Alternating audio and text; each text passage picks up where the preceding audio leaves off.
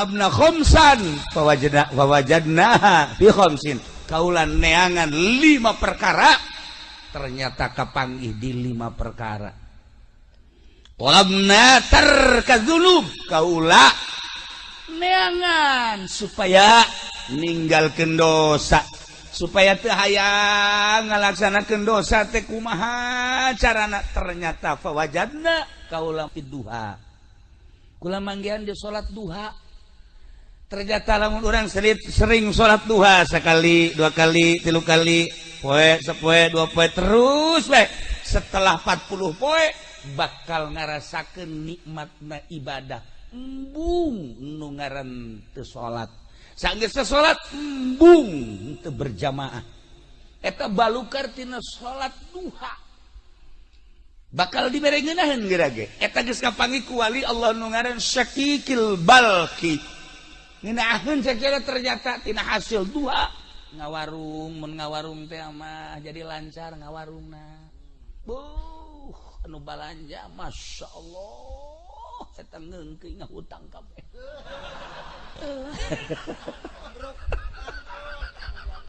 Henteu, siapa tuh inget ka bangkrut bae sih. Henteu, lamun tani, masyaallah subur tanina. Ieu berkat salat duha. Eta nu kos kararatina mah geus biasa, tapi nu istimewana bakal dibere tarka dzunub. Embung urang ngalaksanakeun dosa. Bakal hayang ibadah sebab dibere ngeunaheun. Duha nomor 1. Nomor kedua, talabna bi'al kubur, kaula neangan supaya caang kuburan teh berbagai cara neangan. Fawajadna, ternyata aku kula kafangi fi sholatil lail, salat tengah peuting, tahajud. Begitu salat tahajud, Allah, kula loba-loba jeung urang raca bangun 2 rakaat bae. 4 besi gering. 2 bae 2. Daripada engke gering dibawa ka mantri kunaon saya mabok tahajud. 2 bae. Shalli sunnatat tahajjudi raka'ataini lillahi ta'ala. Allah, syaratna sareh heula. Syaratna sareh heula sanajan sakrajep. Lamun hayang salat peuting tapi can sare cenah kiai, witir 11 rakaat. Witir geus cenah kiai, ibadah mah biasa, salat hajat. Salat hajat ge geus cenah kiai, salat tasbih ngomong doang geus ya. Keur dongeng doang, keur dongeng. Geus di mana? Nyaho ngaran teh nyaho rupa salat tasbih. Nah, mun can sare salat mun geus sare tahajud. Sabaraha rakaat ge tahajud mah sadaekna urang minimal 2 rakaat. Nah, ketika diasupkeun ke jero kubur, masya Allah, cak batur, ieu kubur teh poek ternyata caang. Nanya, Ki Basurudin nanya ke malaikat kok ieu cang amat? Oh, ieu tahajud, masya Allah. Begitu aja pede paeh kan poek. Nyana nanya ke malaikat cenah caang, iraha maneh tahajud?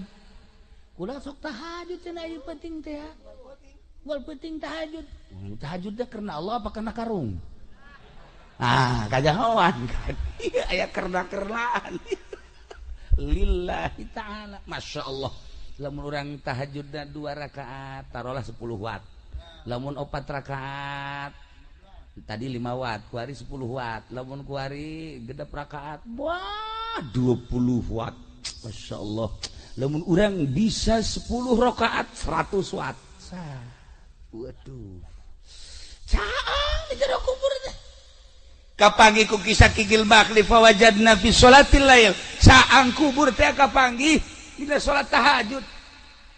Mantak wayahna ieu ti kuari tahajud 2 rakaat deh. Kukula barang geus dicerita-ceritakeun kieu ya alhamdulillah ngaji pendi tahajud. Barang teh tahajud sare deui subuh korban jam 7. Ai tahajud ai subuh koboan. Usolli fardhu subuh koboan. Ieu teh beres padi. Aya jelema nu kos kieu nya. Nah ieu Syakikil balki jaritakeun fawajadna fi sholatil lail. Ya Allah ya Rabb. Talabna su'ala munkari wa nakir. Kaula neangan pisalameteun jang pertanyaan malaikat munkar nakir. Tingali ku kaula pagawean.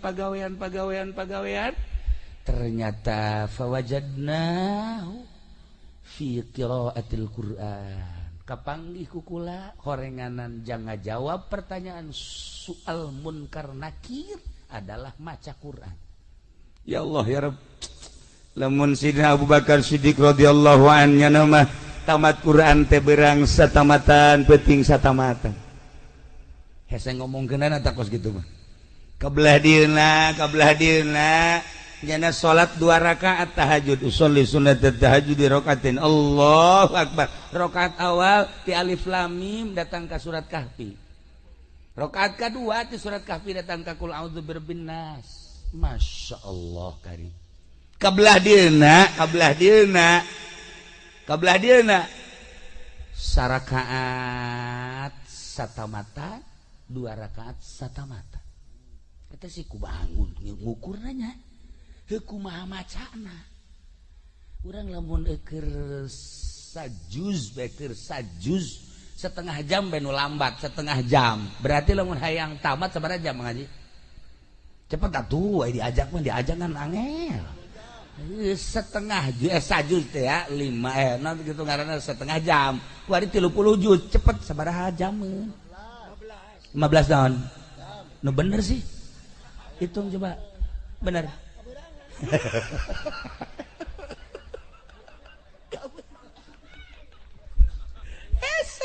Kok ieu bisa rakaat saquran 2 rakaat saquran deui. Alamna nu beda. Horeganan alam teh karasa ku urang mah alam kieu alam syariat. Di alam luar syariat mah eueuh ieu. Eueuh beurang, eueuh peuting, eueuh jam. Ngan celok ka alam eta seperti kos kitu. Aya keneh ku ari ge nu seperti kitu teh aya keneh. Oh kiamat lamun nu kos kitu. Anu kos kubacana kiai eta anu lamun hayang ka Mekah Mekahna dideukeutkeun teu ngalengkah salengkah. Mantak jangan mah gilir ge teu kudu naik mobil. Atuh jangan mah gilir nu ngora dideukeutkeun ngalengkah ka dinya. Nah, nyaho-nyaho mandi bae geus dinu kolot. Blon tah jelema nu kos kitu nya.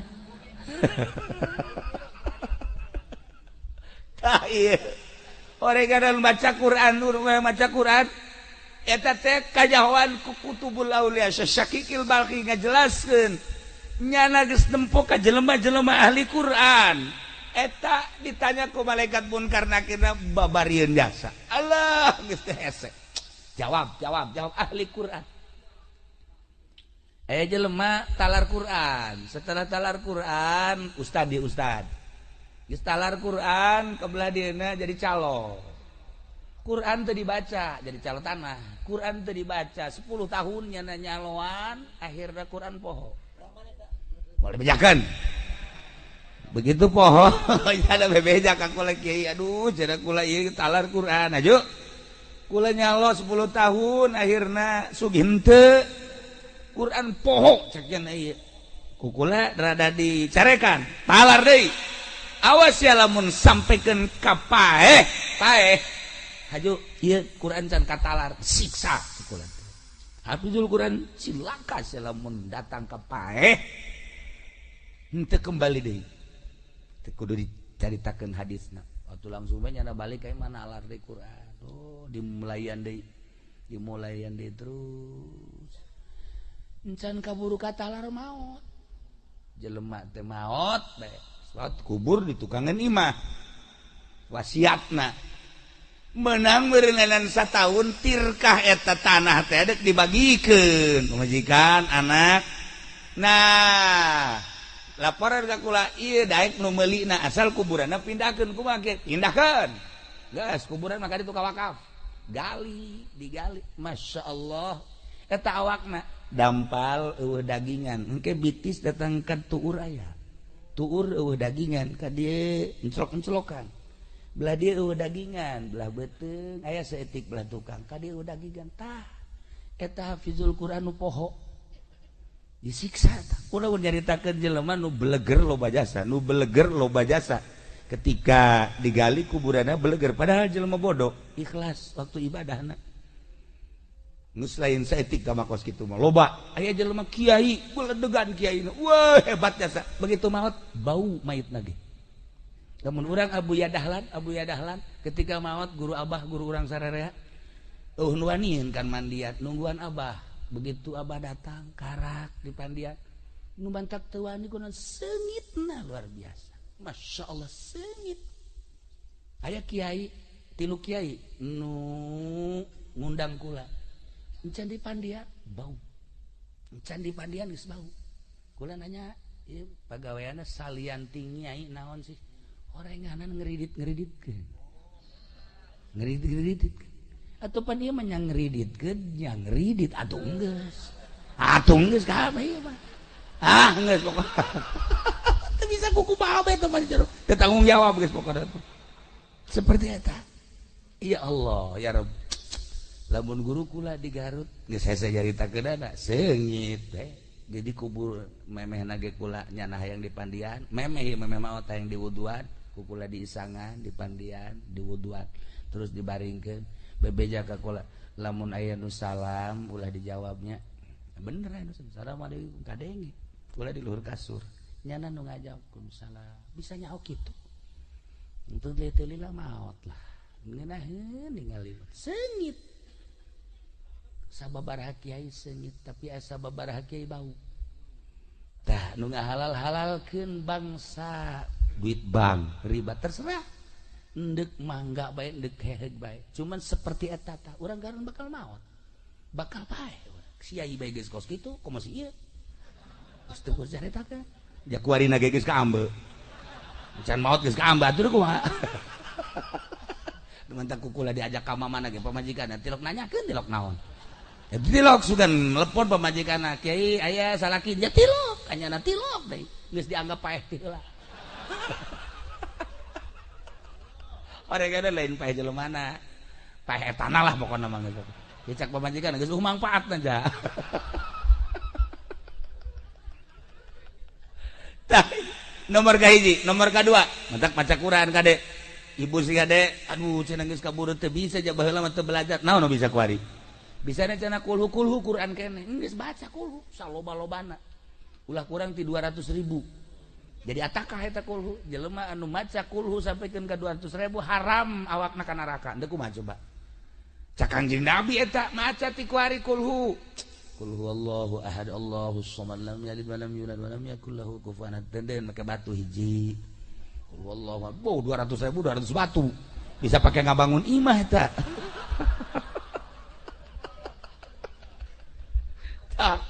iya nomor kahiji guys nomor kedua nomor katilu hiji tadi ka naon kitu ngaranna nomor kahiji neangan naon tadi nomor kahiji salat duha neangan tarka dzunub nomor kedua dia al kubur nomor katilu soal munkar nakir maca Quran nomor kaopat talabna ubur sirat kaulan neangan supaya lancar di jembatan Siratal Mustaqim neangan pagawean kaditu ternyata fawajadna bisaum wasodaqoh kapanggih di puasa jeung sodaqoh ya Allah ya Rabbi jelema anu sok puasa di luar Ramadan Senin Kemis komo terus-terusan puasa tapi lillahi ta'ala ulah hayang nanaon aya nusuk puasa doain 40 poe puasa mana golok pantas puasa saya juga golok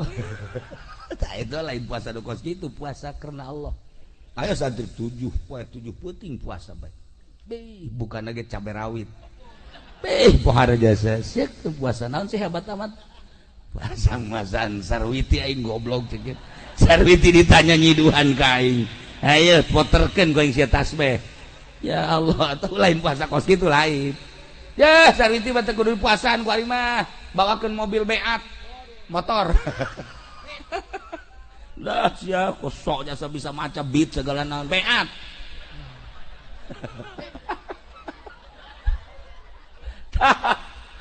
Masya Allah. Tapi kadang-kadang aya sih awewe teh dibawakeun mobil kayak embung bae. Tapi begitu diputarkan Izqala Yusuf, Masya Allah. Mana Kang Pendi? Emang enak. Aduh, abdi rindu. Mana Kang Pendi mana? Jangan keluar pede teh. Korenganan make bata jeger bae. Sia ngaganggu aing bae. Ya Allah ya Rabbi. Nah, iya ngajembat di jembatan Shiratal Mustaqim. Kabeh urang bakal ngajembat. Justru ngajembat teh orang ayeuna. Urang kuari keur aya dina jembatan Shiratal Mustaqim. Kuari ngajembatna. Anu kuari sering sedekah. Nu kuari sering puasa. Eta ngajembat di jembatan Shiratal Mustaqim. Nah, Masya Allah. Aya anu sakilat kos kilat datang ke surga. Aya anu kos manuk plek langsung datang. Aya anu kos kuda datang ke surga. Aya nu lumpat plek. Aya nu lempang, aya nu ngesot tapi tetep bae datang. Aya nu kakarake salengka dua leka gejebur. Iya.